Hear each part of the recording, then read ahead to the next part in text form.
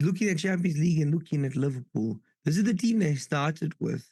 And the worry here for me is, and for you, Nate, is that Diaz did not start that game, No, he came on right? in like the 70th minute, but I don't know if that But means that he's going to start in the Premier League.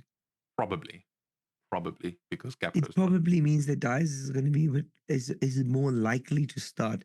Yeah. And the fact that Jota and Salah both started that See, the game other thing that it worries also me. surprises me is Nunes came on for Jota at 60 odd minutes. Jota's early substitutions are really starting to frustrate me in FPL. Like, just let the guy sit. But clearly, they haven't nailed in that number 9 position. So, if anyone's going to be moving on, I think you got to consider Jota. Diaz rose in price again last night. He's now at 7.8 mil. Now, I'm not surprised because he didn't play. That's an indication that he's He's going to going to play. do. Yeah. He could start. He definitely start. And I'm not going to be. Are you going to be shocked if Nunes starts ahead of Jota? No, I'm going to be sad, but I won't be shocked. Exactly. So I think we may, if we are moving on from a Liverpool asset, I'm not ready to jump off the Salah train yet. No. Maybe game week 7 when their fixture swings, maybe, but not yet. But if I am thinking about Jota, moving Jota off, carrying on with Champions League though, if you look at the next match was Aston Villa versus Young Boys. Chelsea should be called Young Boys. Like 3-0. I mean, did they outclass Young Boys? I guess you could say.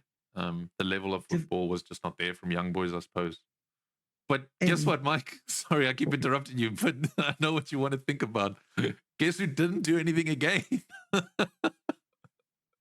is it going to take for Rodgers to get even if a Champions League fantasy, he can't get you points, and he's one of the most wonderful players to watch. He's so good. He just doesn't do anything for the end product for FPL. I don't know if it's just unlucky or what it is, but everybody else, look, everyone around him.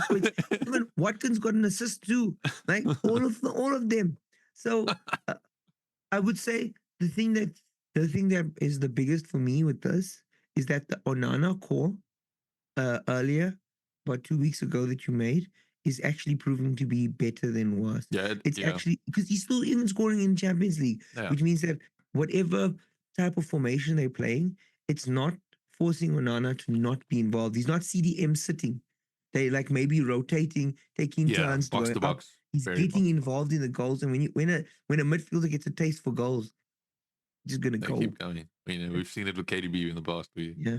So, but again, my worry is all of these midweek fixtures means how tired are these teams gonna be coming back? And Watkins had ice on his ankle, and so it's interesting to just keep in mind that the midweek could affect the minutes for Watkins as he starts. And to be honest, Duran is the perfect player to start because he's been on form, he's been firing, he's scored a goal every time he's come off the bench. No one's spoken about him because he's on the bench, but every time he comes off the bench, he's scoring. So, yeah. If Watkins is injured, I'm excited for Duran. Like, I'm excited to see if he can do something. So he's an option as an FPL. I'm just looking now at Manchester City, who actually drew the game. 0-0, yeah. Holland stayed on for 90 minutes again. Just a true testament to the fitness. I'm going to assume he's going to stay on for 90 minutes this weekend. He's just going to play. At some point, he has to have a break, but not against Arsenal. No. He has to have a break, and I don't know where it's going to come from. Just a very interesting formation from Pep, by the way. Just looking at it now, he always seems to be one step ahead of the Premier League. And I think Liverpool tried to do this with Trent and it didn't really work. But yeah, just keep in mind, Lewis is playing more of an inverted wing back now. So does that maybe hurt his assist potential? Yeah, and with Rodri back in the squad, I think Rodri controls the game a lot more, which means that maybe we might see Vardy attack a little more. So I think we'll wait and see. I know a lot of people are over Vardy. Man City aren't keeping clean sheets, and this game week's probably one of the worst. But he was never there for clean sheets, was he? He was always there for the attacking threat. So we'll have but he didn't have any attacking he hasn't been. That's true. Until he came on as a sub in the last game and was attacking. Now it might be because Rodri wasn't there. Now with Rodri controlling the game, Vardy might have more space to run up in that wing, work with Grealish or Doku, whoever starts at left wing, and actually help. He was like a second striker. Yeah. So that's the Champions League teams that kind of like Cucurella. Oh, cool.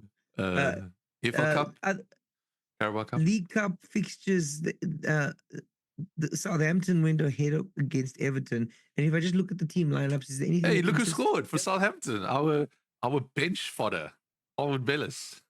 Oh my goodness! Great stuff. That's he is still worthy. It's just Southampton are weak. Yeah, get beating from United. I feel sorry for Everton and Shaw Dyke. Like, it's not looking good.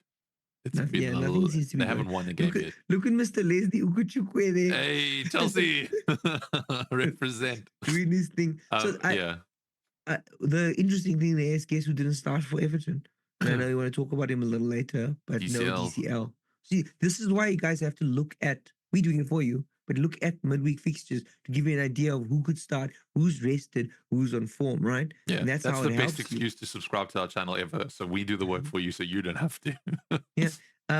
Okay, Nate, tell me about this game. Insane. I'll watch this game. Watched it. When you told me to turn it on, I turned it on. I was like, Mike, turn up the game. 16, 15 penalties. It's a record, right? It's a record. 31 penalties. It must be. It was just going and going and going and going. It was crazy. It was entertaining. Sucks for Fulham, but quite happy Preston made it through, just to show that anything can happen in English football and how competitive it is. From an FPL perspective, it's actually good. Because now Fulham has to be rested, exactly. Less game week, midweek, so they can be good to go. Do you see who didn't start for Fulham? There we go. So what does that mean? Which means he's going to start this week. It means that you can put him straight in your team if you have him still. And if you don't, he's probably the one call from preseason that has proven to be it, right? Yeah. Of all the things that we said in preseason, of all the pundits have been saying, all the FPL gurus have been saying, Smith Rowe has turned out to be the one thing that we can go, yes. Like and honestly, he probably has lost points because of like late clean sheets disappearing. Yeah. We would have had even more clean sheets. But same with Robinson, who also didn't start, by the way, who will probably be fresh for the weekend fixture. This is great. Good news for FPL. This is awesome. If anything, this gives us confidence going into the FPL week, right? Yeah, we'll take anything we can get right now because it's been a shocker of a game week. You don't see Smith Rowe and you know they're not injured. You go like, yeah, lekker. This is going to be it. Okay, as for United. Wow. I mean, they had to win 7-0 again. They had to. 7-0. And I'm just surprised at who was scoring the goals. That's what I'm surprised about. Okay, well, if you were looking at United this week, name one of these players that stands out to you as being an option to create points. Rashford. You Rashford? Personally, because of he scored in the Premier League and he's got some form behind his back now. However, as an outside budget pick option for Garnacho, clearly he needs to be starting for United. I don't know why he hasn't been, but he should be. Garnacho is definitely up there, and Rashford moved into the striking position for this game. Also, just don't get United fans and FPL managers, just don't let the Anthony goal elude you. It was a penalty given to him because everyone felt sorry for him. He didn't earn it. It's okay. Like, relax. He's not a pick. It's fine. We move on. And I would say outside pick on that, if you're looking at bringing in someone in your defense, Diego Dallo had a haul last week. Yeah. He had a good game this week. He was taken off as long as he's not injured. I think that if you're looking for an attacking return on the left and at right back, then Dallo might be your man. I think definitely looking at Dallo as an option there. Almost done with our midweek fixtures. Spurs are they're so Spursy. They 90th minute as well, just by the way. So I didn't think there's much to talk about yet, to be honest. It's sad that Solanke's been doing nothing. I think if Solanke was at Bournemouth, he would have more points than if he was at Spurs, and that's a bit of a shitty thing to say, but I think it's the truth. As far as everything else goes, Son didn't do anything in the last minute. Their subs were doing it. Brennan Johnson coming in to score that late winner. I would stay away from Spurs for now, I think. Stay away. Only person I would say that I think still is worth having is Pedro Porro. Yeah. For the attacking returns. Again, he didn't start. So he's playing this weekend. Lekker. And then this game here involved two teams that we're looking closely at. Wolves are in better form, but looking at the Brighton lineup, because I know we're expecting goals from them. Is there anything there that gives you any hope? Welbeck came on in the last 30 minutes, so that means he might feature this weekend. Pedro didn't play at all, so I think he's ready to start this weekend. Good form for Madringa getting the goal. Keep an eye on him.